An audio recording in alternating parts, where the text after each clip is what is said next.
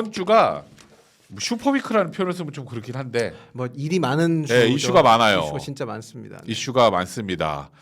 일단은 첫 번째 이게 아마 분할 영상으로 내일 모레 나갈 때는 어떤 상황이 될지 예단이 좀 어려운데 그렇죠. 일단은 네. 윤석열 대통령의 체포영장 2차 집행이에요.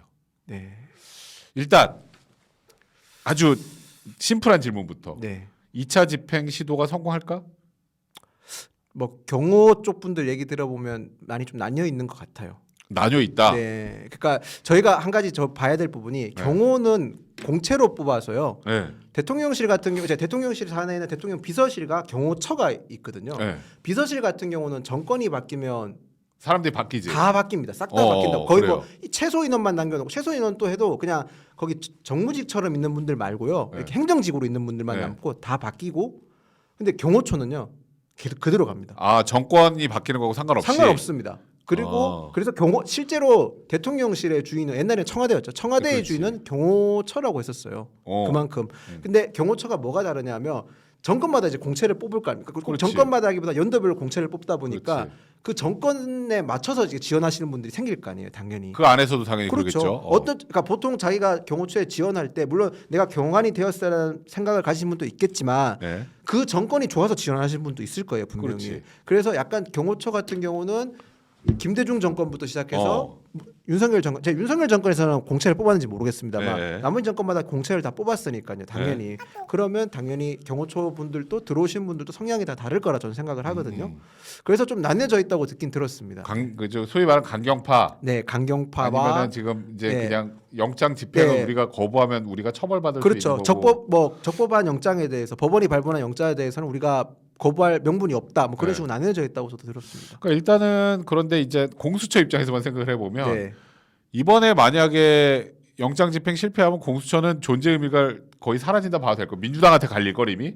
지금도 이미 갈리고 있지 않나요? 아니 이번에 더 실패하면 완전히 갈린다는 네, 소리지. 그렇죠. 이제 완전히 갈릴 것 같아서 공수처도 목숨 걸고 전 달려들 것 같더라고요. 그러니까 이번에 어떻게 될지 하여튼 이게 일단 이번 주에 가장 중요한 이슈 중에 하나고 네네. 체포 이슈. 두 번째가 특검법. 네, 그러니까 일반 내란 특검. 네, 일반 내란 특검. 일반 내란 특검이 과연 통과할 것이냐 이게 두 번째 이슈라고 봐야 될 것 같고 그다음에 탄핵 심리 시작되잖아. 그렇죠. 탄핵 심리가. 그러니까 진짜 슈퍼위크 맞네. 그런데요, 진짜. 그러니까 진짜 슈퍼위크 맞아요. 아유, 이런 슈퍼이콘 안 맞이했으면 좋겠는데. 그러니까 말입니다. 이게 네. 사실 이 슈퍼위크 관련해서 이제 저희가 하나하나 좀 설명을 드리려고 하는데 네. 오늘 이 기사가 좀 눈에 띄더라고. 요 슈퍼위크와 상관없이 제가 지금 마지막에 그 톡 하나 보내드렸죠. 한동훈 대표가 트럼프 취임식 초청받았다 그러더라고. 네, 초청받았다. 기사 좀 띄워주세요. 불참하기로. 근데 난 이거 보면서 한 대표는 확실히 자기 스타일이 있구나. 이거는 원래 네. 진짜 내가 진짜 대통령 되고 싶다. 그러면 뭐 일단 유 가야지. 뭐 가면 뭐 플러스 될 게 많긴 많으시겠지만. 그렇지 당연히 가야지 네. 원래는. 근데 뭐 내가 아는 원래 그 한동훈 대표의 스타일에 따라서 결정을 한 것 같아요. 네, 네. 국내 사정을 엄중히 고려해서 고심 끝. 지금 뭐 사실 대통령이 체포된다 만다, 뭐 탄핵이 진행된다 만다인데 지금 대표직에서도 물러나 있는 한동훈 전 대표가 본인만 스포트라이트를 받으려고 가는 거는 스스로 아니라고 생각한 것 같다. 네, 저도 딱 들은 게 저거 기사 보면서 제가 캠프 때 뵀던 한동훈 대표님의 그 공적 마인드 그게 공적 마인드. 자기는 공적 이익을 위해서 활동하는 사람이고 앞으로도 그럴 거라는 그 말씀이 참 계속 지키시는구나. 네, 그 생각이 들었습니다. 그러니까 사실 뭐 현재 그 우리나라의 상황이 이렇게 엄중한데 저기에 가는 것보다는 지금 현재 우리나라의 상황 속에 같이 있는 게 맞다고 네. 판단한 것 같고 그래서 박정화 의원이 비서실장이었잖아. 박정화 의원하고 한지아. 네, 한지아 의원도 함께 초청받았는데 같이 안 네. 가는 걸로 했다. 네, 아니, 이게 사실 물론 눈앞의 이득을 위해서는 가는 게 맞을 것 같지만 가지 않기로 결정한 게 되게 한동훈스러워서 좀 이해가 되더라고. 네. 저는 사실 예전에 한동훈 대표님 비대위원장 끝나고 나서 전당대회 때 전 출마하면 안 된다고 주장했던 사람이거든요. 그렇지. 진짜로 정말 방송에서도 계속 얘기했어요. 출마하지 마시고 나중에 어차피 우리 당의 위기가 100%올 테니까 그때 등판하시는 게 제일 그렇지. 좋을 것 같다라고 계속 얘기했었는데 대표님 예전에 또 전당대회 캠프 때도 그 얘기 제가 비슷하게 이렇게 들어보니까 모든 사람들이 출마하지 말라 그랬는데 자기는 바로잡기 위해서 나가야 된다고 생각해서 나왔다 하더라고. 그 본인 손해 보는 거 알고 나가시는 거였거든요. 나도 그렇게 알고 있어. 네, 나도 이번에도 저는 딱 그 생각이 들었어요. 그래서 본인이 손해를 감수하시고 또 하시는구나. 네. 여전하시구나. 똑같으시구나. 그 생각 들었습니다. 나도 전당대회 한동훈 대표 출마하기 전에 이제 한번 네. 서로 연락할 기회가 있었는데 괜찮겠어? 네 그랬거든. 네. 괜찮겠어? 네. 근데 뭐 이게 나라를 위하는 일이라고 생각을 네. 하더라고. 그래서 그럼 난 옆에서 응원하겠다. 네. 이제 그렇게 얘기하고 내가 못하면 나 엄청 욕한다 이런 얘기도 해줬거든. 근데 그런 면에서 되게 이번에 이 결정이 좀 반갑기도 하고 그래서 일단 여러분들 지금 두 번째 아이템 하는 도중에 간단하게 살짝 네. 제가 설명을 좀 드려봤습니다.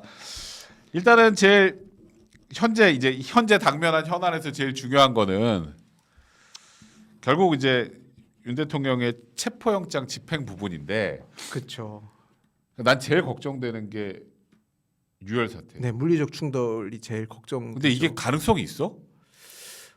그러니까 경호가 원래는 무장을 하고 있는 건 맞습니다. 다 무장을 해야 되고 어제 이제 뭐 일부 언론에서 보도되는 영상을 보면 개인 학위 중에서 이제 권총이 아니라 소총도 들고 그렇지. 소총도 이제 하고 있는 원래 다 소총을 지참하게 돼 있습니다. 네. 경호 안에는 단순하게 근접 경호관들뿐만 아니라 뭐 군부대 중에서도 뭐 단순하게 좀 특수 임무를 지니신 분들이 있어요. 예. 그런 분들도 이렇게 왔다 갔다 하는 것 같아서 네.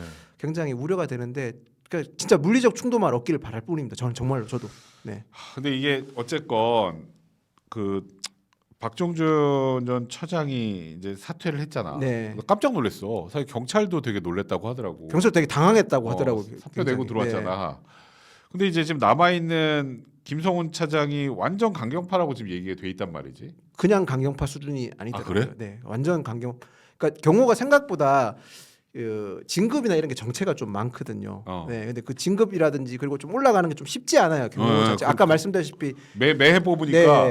네, 매해 뽑는지 모르겠는데 좀 어쨌건. 정체가 심해요. 진급 정체가. 그렇지. 근데 뭐 어쨌든 본인이 어떤 식으로 제가 이번 정권 하에서 그렇게 올라갔는지 모르겠지만 그렇지. 뭐 그런 거 보면 충성도가 굉장히 높다고 들었거든요. 네. 근데 일단은 지금 일단 대외적으로 생각을 해보면 네. 군도 빠지기로 했고, 네. 그지? 그다음에 경찰도- 경찰도 빠지기로 네, 했고, 빠졌죠. 네. 그럼 딱 경호원들만 남는 그러니까 건데. 경호들이 생각보다 경호처에서는 그게 굉장히 뼈아팠을 겁니다. 실질적으로 인원수, 병력 수는 동원할 수 있는 자산 병력은 102, 202 경비단, 경찰 경비단이라 수방사 예하 55 경비단, 33 군사 경찰단이 실질적으로 병력 수를 차지하는 거거든요. 네. 그러니까 경호관들은 저희가 생각하는 만큼 숫자가 많지는 않습니다. 뭐 언론에 뭐 700명, 500명 그러는데 그렇게 없습니다. 네. 그럼 만약에 좀 가정적으로 설명을 할 네. 수밖에 없으니까 경호처에서 좀 세게 저항한다면 쉽지 않을 것 같은데 만약 화기까지 드는 상황이 된다면 그러면 쉽지 쉽지 않죠. 않죠. 그리고 또 관저 안까지 들어가게 되면 이제 그때부터는 정말 좀 건물 안이지 않습니까? 인원을 많이 투입하기도 쉽지 않고 소수의 인원으로 막을 수도 있어서 저는 이제 집행하는 과정에서 최대한 저는 그래서 경찰이 지금 1,000명 동원하겠다 이렇게 얘기하는 게 그러니까 공수처는 아마추어들이라서 그날 집행을 잘 못한 것 같고 저는 경찰이 이렇게 1,000명 동원할 수도 있다, 동원하겠다 이렇게 인원수를 크게 말하고 작전을 계속 이렇게 의도적으로 흘리는 게 윤리호 출동을 막기 위해서 그러니까 내부에서 스스로 포기하게끔 무너지게끔 잘 유도하는 것 같아요. 의도적으로. 공수처였으면 또 그렇게 얘기 못했을 거예요. 저 아마추어들이라서. 네. 그러니까 이게 사실 뭐 윤석열 대통령의 체포 공수처 입장에서 그것도 네. 중요하지만 만약에라도 뭐 부상자가 나오거나 그건 만약에 진짜- 사상자 나온다면 정말 그거는 나오면 안 이제 됩니다. 네. 그거는 이제 있을 수 없는 일이기 때문에 네, 생각도 하기 싫은 상황입니다. 사실 그 윤석열 대통령 측의 윤곽근 변호사가 내가 저번에 목요일 날도 얘기했지만 네. 진짜 능력 있는 변호사거든. 그러니까 이게 좋은 의미 나쁜 의미 다 포함하는 네, 거야. 네, 네. 그분께서 법리적으로 설명하시는 걸 이렇게 들어보면 몇 가지 막 납득하신다는 분도 있더라고요. 그러니까. 수긍하신다는 분도. 네. 그래서 그러니까 지금 일단 윤곽근 변호사 측에서는 구속영장 청구하면 나가겠다잖아. 네, 네. 그치? 구속영장. 그러니까 그런 말에 설득되시는 분들도 있더라고. 그래, 체포영장보다는 구속영장이지. 이렇게 그게 더 듣다 보면 나도 설득된다니까. 정당성 있는 거 아니야?라는 말씀들 하시는 분들이 있더라고요. 네. 약간 중앙에서 영장 실질 심사 받으면 기각시킬 수 있다고 생각하는 것 같아. 뭐 나는 생각이 좀 다른데 네, 네, 네. 이제 그런 상황이니까 공수처 입장에서도 그래 공수처 너네 수사권 없지만 영장 치면 구속영장 치면 한번 내가 받아줄게. 약간 이런 느낌이죠. 네. 그래서 공수처 가서 또 선임계도 내고. 그러니까 지금 그게 두 가지로 봐야 되는 게 하나는 이번엔 체포영장 집행을 막기 어렵다라는 네네. 그런 것에 대한 여론전도 있는 것 같고 두 번째는 계속 체포영장 자체 부당함을 좀 알리려고 하는 네. 그 두 가지가 있는 것 같은데 아무튼 많은 분들이 이게 맞나라고 생각을 하시더라고. 네.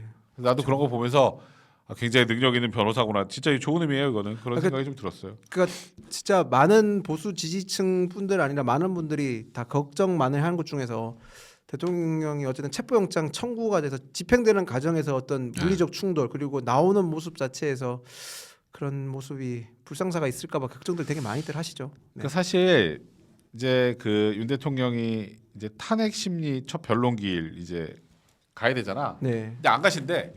그러게요. 갑자기 안 또 가신대. 안 가신다고 하시더라고요. 나는 개인적으로 이게 체포 때문이 아닐까 생각이 들어. 그 얘기 지금 솔직히 많습니다. 그거 근데 사실 나가게 되면 체포영장 집행할 수 있는 그렇지, 건 가능성이 많이 맞죠. 생기지. 네. 그러니까 아까도 제가 말씀드렸잖아요.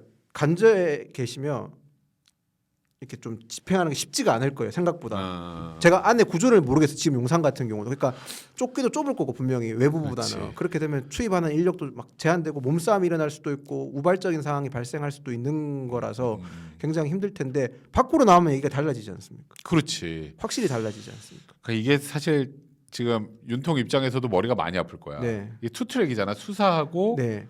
탄핵 심리인데 네. 일단 메인은 탄핵 심리에 두는 것 같고. 네. 근데 구속이 돼 버리면 그다음부터 탄핵 심리에 본인이 뭔가 역할하기 쉽지 않거든. 그렇죠. 그게 맞는 왜냐하면 거죠. 네. 지금은 쉽게 말해서 우리 내 변호사를 수시로 만나서 작전 네. 짜고 할 수 있는데 구치소에 들어가 버리면 가서 만나야 되잖아. 그쵸. 변호사들이 예, 예. 쉽지가 않아요. 그쵸. 쉽지가 그런 게 쉽지가 않고 그리고 구치소에 들어가면 또 좀 많이 꺾인단 말이야. 아, 네, 그렇죠. 지금 그런 네. 부분들 때문에 그런 것 같은데 이게 어찌 보면 나는 이 체포영장 집행 거부가 나는 굉장히 민심이 안 좋게 받아들여질 거라고 생각을 했는데 네, 네. 아까 뭐 설명해줬던 여론조사 추이를 보니까 윤곽근 변호사가 생각보다 굉장히 여론조사를 잘했구나.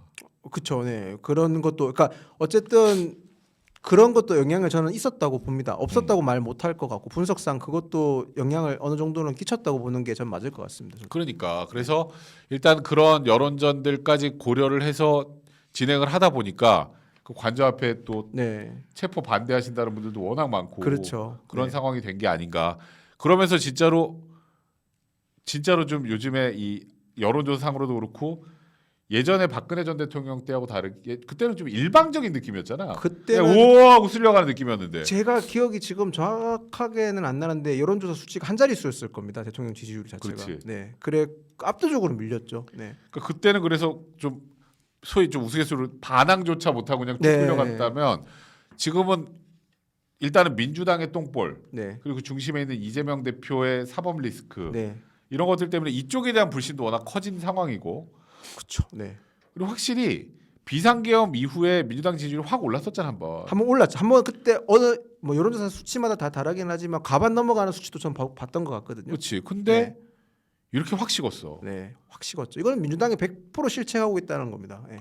그러니까 민주당이 어찌 보면 한덕수 권한대행의 탄핵부터 시작된 게 아닌가 생각 들어. 저도 그 생각, 그게 기점인 것 같아요. 한덕수 총리를 탄핵하면서부터 얘네들이 정권을, 그러니까 대통령을 탄핵시켰던 명분 중에 하나가 국정을 안정화시키겠다는 거였지 않습니까? 그렇지. 근데 국정 안정시키는 게 맞아? 니들의 목적이 국정 안정시키는 게 맞아? 이재명 대표를 위한 조기 대선이 목적이 아니야? 그런 그렇지. 생각을 조금씩 이제 국민들께서 하기 시작하는 거였고 그렇지. 거기다가 뭐 내란죄를 뺐지 않습니까? 그렇죠. 저는 그게 그러니까 탄핵 심리 탄핵 심리에서 탄핵 소추에서 내란죄를 뺐는 게 이게 뭐 민주당 말대로 뭐 옛날에도 그랬고 이게 별 큰 거 아니라고 하지만 일반 대중들이 느낄 때 국민들께서 느낄 때는 확실하게 이해가 잘 안 되는 설명이 약간 부족했고 예. 이렇게 얘기하더라고. 내 주변 분들 사기당한 기분이래. 그런 말들이 나오는 거죠. 그런 게 지금 여론조사에 다 반영되기 시작하는 거 좀 봅니다. 네. 그러니까 그런 것들이 모여서 이렇게 여론에 반영이 되고 그리고 민주당은 조급하니까 계속 똥볼을 지속적으로 차고 계신 중이에요. 그러니까 제 주변에도 그런 얘기를 많이 했어요. 진짜 대통령에 대해서 탄핵을 했었으면 대통령 탄핵은 어떻게 보면 헌법상에 있는 가장 극단적인 행위지 않습니까? 그치. 그러려면 절차도 다 지켜야 되고 그치. 그리고 탄핵 심리에 대해서도 급하게 할 게 아니라 충분히 할 수 있게 해줘야 이게 절차적 문제도 없고 모든 사람들이 다 공정하고 그렇지. 납득해야 되는 수긍해야 그렇지. 되는데 지금 민주당이 보이는 형태는 그게 아니고 계속 기저에 깔려 있는 이재명 대표 사법 리스크가 깔려 있어요. 보수뿐만 아니라 중도에 계신 분들도 그 얘기를 그렇지. 많이 하더라고요. 맞아. 네. 그냥 이렇게 뭐 하면서 쭉 밀고 나가려 그랬는데 네. 박근혜 전 대통령 때처럼 안 되는 거야. 안 되죠. 네. 안 되는 거야. 그럼 왜 민주당이 지금 실력이 없으니까요. 그때에 비해서. 그렇지. 실력이 없다는 딱 그겁니다. 실력이 없다는 민주당이 표현이 딱 옛날에는 와닿네. 그때는 민주당 당시 원내가 국민의힘 원내를 설득했어요. 특검이랑 다 설득을 했거든요. 그렇지. 그래서 막 넘어가기도 하고 막 그래서 이렇게 됐는데 지금 사실 저희 국민의힘 의원들 욕할 부분도 많고 네. 질타받을 부분 많은데 그렇지. 지금 민주당이 하고 있는 행태에 대해서 국민의힘 의원들이 절대로 동조할 수 없는 부분도 많아요. 굳이 그냥 좀 일반적으로 생각을 하면 네. 내란 특검 받는 게 맞지. 그냥 제목만 놓고 보면. 그렇죠. 내란 특검. 만약에 지금 내란 특검 안 받으면 또 수사기관들끼리 또 정리 안 돼서 난리치고 계속 이 혼란이 지속될 거 그렇지. 아니에요. 네. 그러니까 사실 개념만 그냥 내용 하나도 안 보고 네네. 내란에 관련된 특검. 그렇죠. 그게 이제 12.3 비상계엄 이후에 생겼던 네. 여러 가지 일들에 대한 이제 소위 말해 특검을 발족시키자. 이거는 반대하기 쉽지 않은 거예요. 원래 그러니까 무조건 국민 입장에서도. 그러니까 이게 국민의힘도 받아들여야 되고 그리고 지금 탄핵 반대 집회하시는 분도 그걸 빨리 받아줘야 이게 정확하게 이게 통치행위인지 내란인지 아닌지 그분들도 궁금해하는 거 그렇지. 아니에요. 그렇지. 그러니까 이거 테란 특검은 빨리 받아주는 게 저는 맞다고 생각하거든요. 근데 내가 이제 민주당에 나는 지지율 떨어지는 것 중에 되게 큰 것 중에 하나는 12월 3일 비상계엄 이후로 네. 민주당이 뭘 주도해서 된 건 탄핵밖에 없어요. 아무것도 없어요. 탄핵밖에 없어. 네. 그러니까 이런 거예요. 근데 지금 특검 같은 경우도 민주당이 조금만 양보를 하면 통과 안 시키면 국민의힘 병신돼요. 네, 진짜 딱 너무나 당연한 거, 너무나 당연한 거. 근데 딱 그거지 점령군. 그쵸, 자기네들이 야, 집권했다고 생각하잖아요. 닥치고 네. 야 제목 내란 특검 맞지? 네. 고. 우리가 뽑는다 특검은 이런 식으로 나오니까 국민의힘 반발하고 국민의힘 이탈표도 못 얻어내잖아 결국은. 그러니까 지금 민주당이 잘 봐야 되는 게 어쨌든 대통령 권한대행이 거부권 쓰면 통과 못하게 돼 있잖아요. 그러면 그치. 민주당의 민주당에서 해야 될 일은 국민의힘을 전체를 설득하거나 전체가 그치. 설득을 못하겠으면 그렇지. 최소한 국민의힘에서 소신 투표할 수 있는 분들에 대해서 설득하는 작업 아니면 그분들이 설득을 할 만큼의 뭔가 명분을 줘야 되는데 그렇지. 그런 명분 하나도 없어요 지금. 그리고 뭐 이게 사실 소위 이 제목처럼 일반 내란 특검이라면 12월 3일 비상계엄을 중심으로 특검이 발동돼야지. 그렇죠. 예. 근데 안보 특검이냐는 얘기까지 나와요. 아니 이게 진짜 이해가 안 되는 게 민주당은 그래서 뭐 자기네들이 독소 조항 중에서 뭐 거부권 뺐고 그다음에 뭐 자기네 제3자가 특검 추천하게끔 해줬다고 해놓고는 갑자기 외환을 넣었잖아요 추가로. 여기 그리고 또 이거 보면 재발의한 내용 수사 대상의 해외 분쟁 지역 파병, 대북 확성기를 하면 안 되냐? 그러니까 이것도 진짜 문제 제기하고 싶었던 것 중에 하나가 대북 전당 살포했었을 때 제가 그때 군사 전문가분들한테 얘기를 들었거든요. 네. 대북 전당에 살포하면 방법은 두 가지밖에 없었어요. 하나는 원점 타격하던가, 그렇지. 아니면 대북 확성기를 통해서 그렇지. 얘기를 하던가, 아니면 또 다른 하나는 이제 뭐 드론을 띄워가지고 드론으로 그 쓰레기를 수거해가지고 공중에 다시 던진다. 아니 말도 안 되는 그거는 너무 많이 나간 얘기고. 그러니까 그런 거를 지금 넣겠다는 거예요 지금. 이거를 그래서 외환죄까지 추가시키는데 이 외환죄 추가시킨 사람이 이재명 대표라면서. 네, 이재명 대표가 외환죄를 직접 지시했다는 기사가 있더라고요. 무슨 생각? 그러니까 지금 민주당 원내가 전략이 뭔지 모르겠어요. 내란 특검을 통과하겠다는 건지 뭘 하겠다는 건지 잘 그럼 모르겠어요. 이제 북한이 저기 도발해도 확성기도 틀면 안 돼? 그러니까 가만히 있으라는 소리밖에 안 되지 않습니까? 그때 그리고 우크라이나 파병 하지도 않았는데 파병 할지 말지 얘기가 나왔다는 것도 내란하고 관련 있는 거야? 아니, 그러니까 윤석열 정부에서 이뤄졌던 외교 정책을 전부 다 지금 다 근데 내란이 아니라 이걸 외환으로 보겠다는 건데 이건 이해가 안 되는 게, 근데 첫 번째 이해가 안 되는 게 북한은 국가로 저희는 인정하지 않지 않나요? 그렇지. 근데 이게 왜 외환이 되는 건지 잘 모르겠어요. 일단 첫 이걸 번째가. 하면은 좋은 데가 한 군데밖에 없어요. 북한밖에 없죠. 북한밖에 없는데 이거를 내란 특검법이란 이름으로 다 담아서 자 이번에는 그래서 우리가 한번 봐줄게. 제3자가 그렇죠. 추천하는 거야. 대법원에서. 거기다가 제가 드는 생각은 이거 만약에 수사를 하게 되면 국방부가 방어를 해야 되지 않습니까? 그렇지. 설명도 해야 되고. 그럼 국방부가 설명이나 방어하는 과정에서 군사 기밀을 얘기할 수밖에 없어요. 아 그렇지 군사기밀 얘기할 수밖에 없잖아 네, 이거를. 우리는 이거랑 무관하다. 우리는 어. 이거랑 무관하다 그러면 민주당에서나 특검에서 왜 무관한지 설명해 보라 그럴 거 아니에요. 그렇지. 그럼 설명하는 과정에서 뭐 제가 이건 언론에 공개됐으니까 얘기할게요. 우리나라가 백강이랑 금강 정찰기라는 게 있어요. 네. 그게 통신이라든지 북한 영상 자료를 수집할 수 있는 거거든요. 그거 통해서 다 수집할 수 있는데 우리가 그렇게 지금 북한 동태를 다 파악할 수 있다 이미. 그렇기 때문에 이건 말이 안 된다 이런 식으로 설명이나 해명도 할 수 있는 거잖아요. 그렇지. 근데 그 과정에서 재원이라든지 세부적인 게 다 노출될 수도 있는 거 아니에요. 야, 이게 이건 저는 동의 못 하겠어요. 그러니까 이게 네. 내란이라는 거는 그때 우리가 얘기했던 것처럼 비상계엄 자체가 저는 무조건 반헌법적이고 네. 불법이고 그래서 국회에 군인들이 들어오는 순간 내란이고 끝났다고 내가 얘기 여러 번 했잖아. 네, 네. 그거 수사하면 돼요. 그거 수사. 그렇죠. 그거 하면 되는 거죠. 왜 이거 왜 안을 근데 왜 지금 여기 해외 분쟁 지역 파병 대북 확성기 가동까지 그렇죠. 내란 특검 보고 다 때려놓냐고. 이거에 들어가면요 보수에 계신 분들 입장에서는 저희가 진보 쪽에 있는 분들보다는 북한 대북권 문제 관련해서는 더 민감하게 반응하지 않습니까? 이걸 그치. 어떻게 찬성을 하겠습니까? 이거는 이거 가지고 만약에 국민의힘이 거부권 썼는거나 반대하는 거에 대해서 민주당이 국민의힘을 몰아붙인다? 이거는 저는 국민의힘한테 아주 좋은 명분을 줬다고 그러니까 생각합니다. 이런 거야. 그냥 만약에 이 소위 말하는 내란 특검법이 국민의힘의 소위 소장파 의원들이나 네. 뭐 지금 사실 탄핵을 찬성했던 의원들 입장에서 거부하면 안 된다라고 판단이 들면 하지. 근데 그렇죠. 네. 이거 어떻게 지금 뭐 지도부에서 막는다고 어떻게 될 일이야? 뭐 출당 그렇죠. 어쩌 내가 그때 그거 되게 기분 나쁘긴 했는데 출당 뭐 네, 네. 나가주는 게 어떻겠냐 네, 네. 김성권한테 도 나쁘긴 했지만 어쨌건 근데 안 되잖아요. 근데 민주당이 비판받는 포인트가 뭐야? 그 사람조차 설득할 수 있는 내용을 만들지 않고 내가 점령군이니까 네, 네. 그럼 어떻게 돼? 이게 이런 것들을 어찌 보면 국민들한테 대중들한테 더 정확하게 알려야 되는 거 국민의힘 내부의 일이에요. 그렇죠. 이제 앞으로 이제 국민의힘에서 이런 거 민주당에서 지금 국민의힘이 이 특검에 대해서 거부권을 쓸 수밖에 없는지 그리고 또 반대하는지에 대해서 앞으로 네. 추후에 더 설명하고 국민들께서 좀 설득하는 작업도 필요할 것 같습니다. 이건 진짜로. 그러니까 이게 지금 이름이 내란 특검법이라고 무조건 통과시켜야 된다가 아닌 상황이 됐어요. 사실 김건희 특검법도 그래서 저희가 반대한 그렇지. 것도 있거든요. 이름만 봤을 때는 그래 김건희 여사 의혹이 많으니까 특검해야 되는데 안에 세부적인 걸 들어가 보면요. 그냥 저희 당 공천이라든지 이런 거 다 털어먹겠다는 소리밖에 없어요. 다 털겠다는 소리거든요. 그렇지. 제가 역으로 묻고 싶어요. 민주당 공천 과정에서 민주당 또 그러니까 위법적인 요소가 하나도 없었는지 다 묻고 싶다니까요. 그 이재명이 다 날리고 뭐 네. 그냥 어거지로 밀어붙인 거 널쳐 많은데 그것도 까보면 똑같지. 저희가 흔히 말해서 공천 과정에서 정무적 판단이라는 표현을 되게 많이 쓰거든요. 네. 그 정무적이라는 게 100%다 법을 지켜가면서 한다는 장담 못하지 않습니까? 그렇지. 주관적인 요소 굉장히 많은 건데 응. 네, 저는 그런 생각도 들어요, 진짜로. 그래서 지금 민주당이 보니까 이 특검 문제도 그렇고 지금까지 해왔던 모든 게 탄핵 29번 시도한 거 빼고는 네. 이번에 확인됐어.